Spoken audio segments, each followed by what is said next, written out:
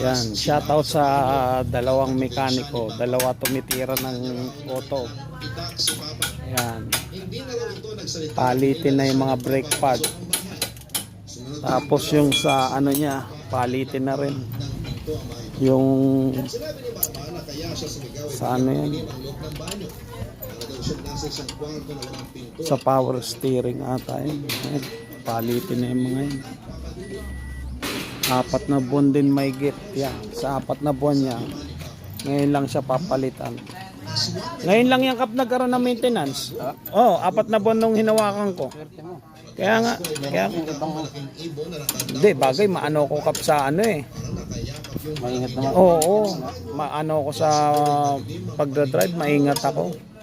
Puta, mas mahaba pa nga pahinga niyan eh. Doon sa Cubao sa 5 star sa likod, doon lang nakapila yan.